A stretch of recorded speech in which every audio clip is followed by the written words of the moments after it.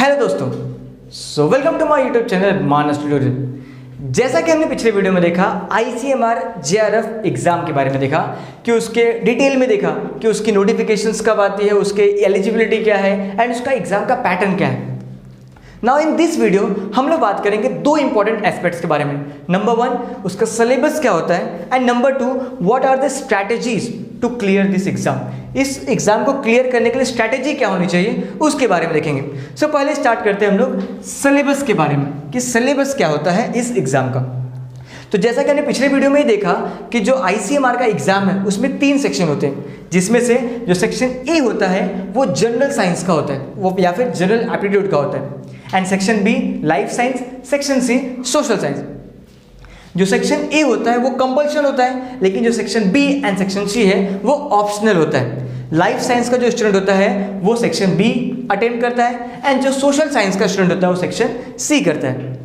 तो हम लोग देखने वाले हैं कि which are the topics in section B, section C and section A जो कि बहुत ही इंपॉर्टेंट होते हैं to the exam point of view से।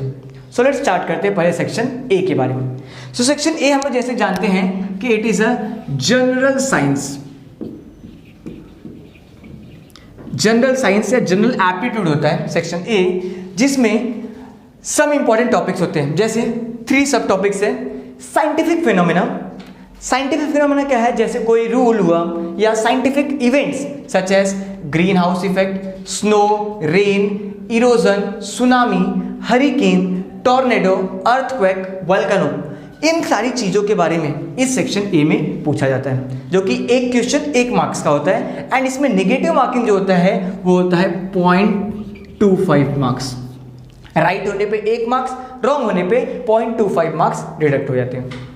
सेकंड सब टाइप्स है जनरल एप्टीट्यूड को। तो जनरल एप्टीट्यूड में क्या आता है, बेसिक मेजरमेंट्स के बारे में आता है, स्टडी मटेरियल के बारे में आता है, सिंथेटिक मटेरियल्स के बारे में आता है एंड न्यूक्लियर साइंस के बारे में आता है एंड स्टैटिस्टिक्स। बिकॉज क्या होता है, जो ICMR के जो रिलेटेड इंस्टीट्यूट है वो डिजीज कंट्रोल पे काम करते हैं, बहुत सारे डिजीज पे काम करते हैं। सो वहाँ पर जो डेटा एनालिसिस है वो बहुत ही इंपॉर्टेंट रोल प्ले करता है। इसलिए सेक्शन ए में data analysis, interpretation, probability, experiment and sampling, कैसे सैम्पलिंग करना है ये सारी चीज़ें, linear regression and correlation, hypothesis test and confidence interval, ये इंपॉर्टेंट टॉपिक्स हैं जो कि सेक्शन ए में इनसे क्वेश्चन पूछा जाता है।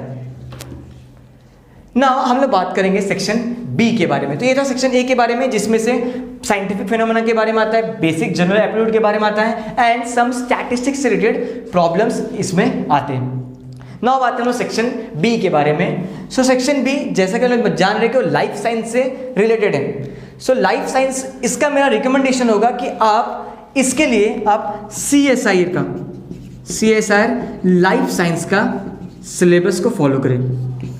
अभी क्यों, बिकॉज क्या होता है कि इसमें जितनी भी चीज़ें हैं वो सारी चीज़ें आपको लाइफ साइंस CSIR नेट में मिलेंगी। सो अगर आप उसको कवर करते हैं सो अल्टीमेटली ये सारी चीज़ें क्या हो जाती हैं, कवर हो जाती हैं।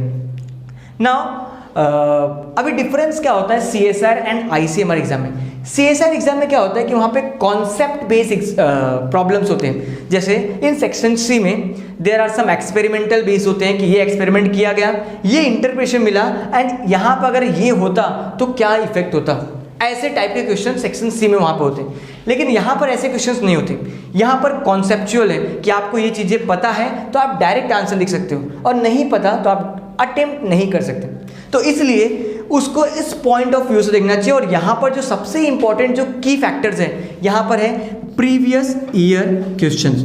सो आप जितना से जितना हो सके जितना PYQ सॉल्व करेंगे उतना आपको आइडिया मिलेगा कि कैसे सॉल्व करना है, बिकॉज यहाँ पे टाइमिंग भी बहुत कम है, हर क्वेश्चन के लिए लेस देन 1 मिनट है। तो इसलिए आप एक क्वेश्चन को लेके बैठ नहीं सकते। सो इसलिए प्रैक्टिस बहुत इंपॉर्टेंट, कि आप जितना हो सके उतना प्रैक्टिस करेंगे तो आप प्रॉब्लम्स को कर पाएंगे। तो देखते हैं कौन कौन से टॉपिक्स हैं। मेरा रिकमेंडेशन है कि आप CSIR लाइफ साइंस के सिलेबस को फॉलो करें, that is enough to clear this exam.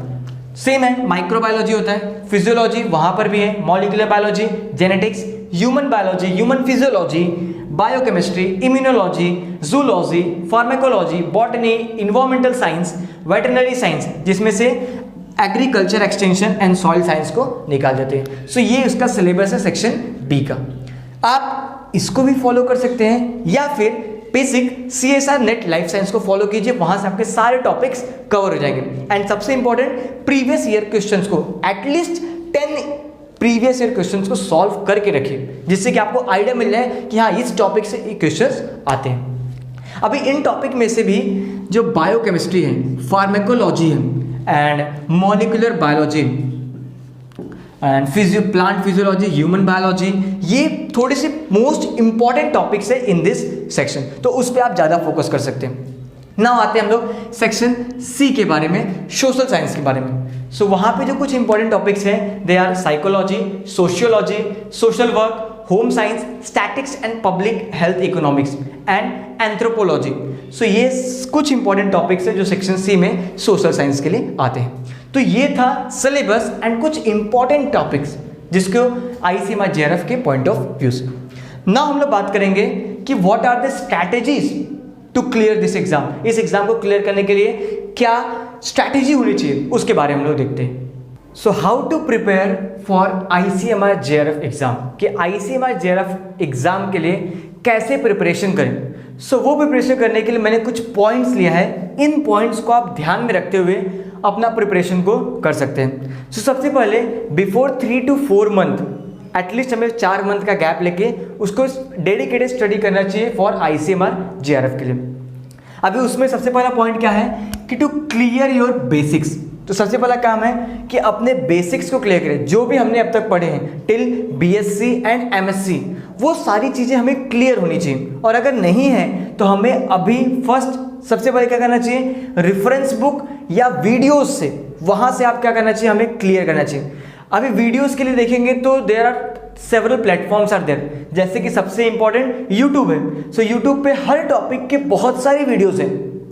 Similarly Unacademy पे, सो अनअकैडमी पे बहुत सारे फ्री लेक्चर्स होते हैं, सो फ्री सीरीज होते हैं, उनको देखकर आप अपने बेसिक्स को क्लियर कर सकते हैं। मैंने भी अपने चैनल पर अराउंड मोर देन 100 वीडियो बना चुका हूँ जो कि रिलेटेड आपके कॉन्सेप्ट को इंक्रीज करने में, मीन्स कॉन्सेप्ट को क्लियर करने में वो हेल्पफुल होगा। तो आप वहाँ से मेरे वीडियोस को भी देख के आप अपने कॉन्सेप्ट को क्लियर कर सकते हैं, या फिर अदर यूट्यूब पे बहुत सारे वीडियोस हैं, जो भी आपको पसंद है उन वीडियो को देख के आप first of all clear your basics.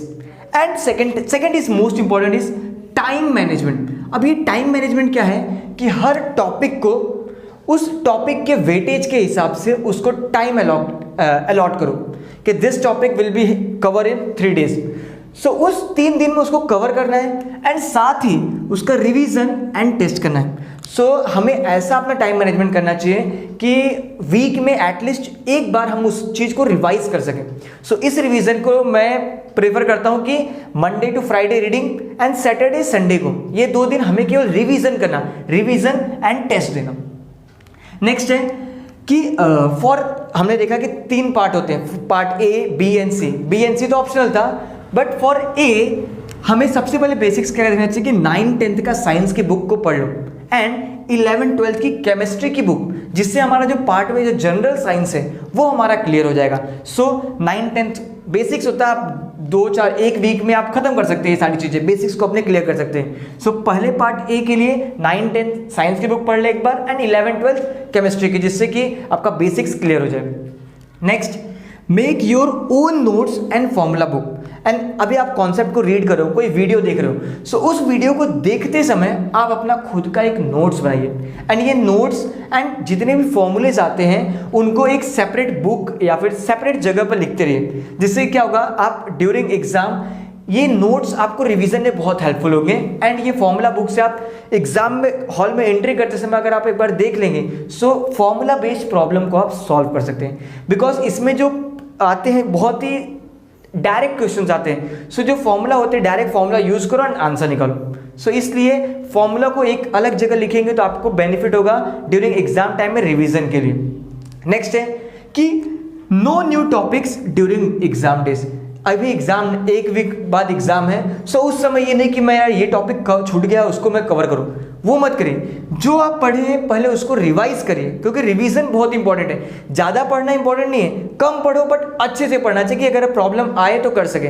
ऐसा नहीं कि मैंने कवर तो पूरा 30 यूनिट कर लिया लेकिन उसमें डाउट है उसमें डाउट है, तो ऐसा नहीं, पूरे कॉन्सेप्ट को क्लियर करिए, कम पढ़िए लेकिन अच्छे से पढ़िए उस चीज़ को। नेक्स्ट मोस्ट इंपॉर्टेंट सक्सेस का कि यही है कि solving PYQ and mock test देना है। सो ऐसा हमें से स्टार्टिंग से हमें करना चाहिए कि एटलीस्ट 2 to 3 मंथ्स हमें रेगुलर बेसिस पे प्रीवियस ईयर क्वेश्चंस अराउंड कम से कम मिनिमम 10 PYQs सॉल्व करने चाहिए। प्रीवियस ईयर क्वेश्चन लास्ट 10 साल के जो प्रॉब्लम्स हैं उनको सॉल्व करना चाहिए एंड मॉक टेस्ट देना चाहिए। मॉक टेस्ट बहुत इंपॉर्टेंट, देयर डिफरेंट वेबसाइट्स होते हैं। अनअकैडमी पे भी अभी रिसेंटली चालू है कि हर संडे को दे कंडक्ट 1 मॉक टेस्ट, सो वहाँ पे आप मॉक टेस्ट दे सकते हैं जो कि आपके लिए बेनिफिट होगा। Next healthy diet and proper sleep, ये बहुत इंपॉर्टेंट है। स्टूडेंट क्या करते हैं कि एग्जाम आ रहा है, टेंशन के मारे हेल्थ पे ध्यान नहीं देते। सो अगर आप एग्जाम को पहले बीमार पड़ गए तो सारी जो मेहनत है वो चली जाएगी। तो इसलिए उस समय हेल्थ पे सबसे ज़्यादा इंपॉर्टेंट ध्यान दें एंड प्रॉपर स्लीप, नींद अच्छे से लें, अराउंड 6 to 7 आवर्स की स्लीप कंपलसरी लेते रहे रेगुलर बेसिस पे, और वन टाइम में, ये नहीं कि 2 घंटा 2 घंटा 2 घंटा, 6 आवर्स का कंटिन्यू स्लीप होना चाहिए, प्रॉपर स्लीप। एंड हमेशा स्टे पॉजिटिव रहें। ये पॉजिटिवनेस से आपको क्या होगा कि आप क्लियर कर सकते हैं एग्जाम, ये आपके अंदर रहेगा एंड आप एग्जाम जरूर क्लियर कर पाएंगे। सो ये कुछ इंपॉर्टेंट थिंग्स थे जो आपको रिमेंबर रहना चाहिए एंड इसको यूज करते हुए आप इजीली एग्जाम को प्रिपेयर कर सकते हैं। सो ये वीडियो आपको कैसी लगी कमेंट सेक्शन में जरूर बताएं एंड अगर आप इस चैनल पे न्यू हैं सो प्लीज सब्सक्राइब इट, जिससे कि आपको आने वाली वीडियो की नोटिफिकेशन मिलती रहे। Thank you.